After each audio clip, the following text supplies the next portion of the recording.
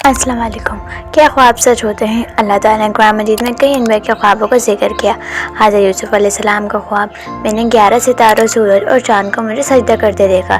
یہ خواب بعد میں سچ ثابت ہوا، یعنی خواب صرف وہم نہیں ہو سکتے، بعض خواب اللہ کی طرف سے سچ ہوتے ہیں۔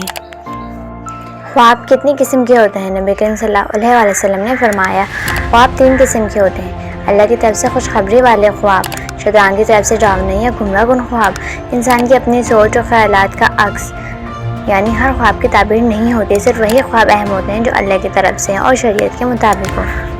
خواب کی تعبیر کیسے معلوم ہو؟ خواب کے وقت کو دیکھیں، فجر کے وقت خواب زیادہ سچے ہونے کے امکانات رکھتے ہیں۔ خواب کی نوعیت کو سمجھیں، کیا وہ صاف اور واضح تھا یا الجھا ہوا؟ اللہ والے خواب خوشبو جیسے ہوتے ہیں، ناپاک اور شیطانی خواب بدبو جیسے۔ کسی دیندار اور باعمل عالم سے تعبیر پوچھیں۔ خواب کی تعبیر اکیلے میں ہر کوئی نہیں جانتا، خود سے تعبیر مت نکالیں، غلط تعبیر بتانا بھی گناہ ہے۔ نبی صلی اللہ علیہ وسلم نے فرمایا کہ خواب جھوٹے نہ بناؤ۔ خواب میں عام چیزوں کی ممکنہ تعبیر کیا ہوتی ہے؟ چاند، سورج یا ستاروں کا مطلب ہوتا ہے بزرگی، نیکی یا کوئی اہم شخصیت۔ سانپ یا بچھو کو دیکھنا یعنی دشمن، حسد یا آزمائش۔ پانی کو دیکھنا یعنی زندگی، پاکیزگی یا پھر ایمان۔ کعبہ یا مسجد کو دیکھنا ہدایت، نیکی یا حج کی خواہش۔ فوت شدہ افراد کو دیکھنا، اس کا مطلب ہے ان کے لیے دعا کی ضرورت یا کوئی پیغام ہے۔ اگر برا خواب آئے تو کیا کریں؟ نبی صلی اللہ علیہ وسلم نے فرمایا، اگر کوئی برا خواب دیکھیں تو بائیں طرف دھتکار دیں، اعوذ باللہ پڑھیں، کسی کو نہ بتائیں، بستر بدل لیں یا وضو کر کے 2 رکعت پڑھ لیں۔ کیا خواب پر عمل کرنا ضروری ہے؟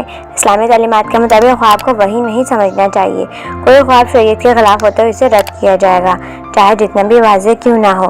فیصلے قرآن سنت کی روشنی میں کیے جائیں گے، خواب کی بنیاد پر نہیں۔ کیا ہمیں خوابوں پر یقین رکھنا چاہیے؟ اگر وہ نیک ہوں، قرآن حدیث سے میل کھاتے ہوں تو ہاں، ہمیں رکھنا چاہیے۔ اگر وہ ڈراؤنے، فتنہ انگیز یا شریعت کے خلاف ہو تو نہیں، ہمیں نہیں یقین رکھنا چاہیے۔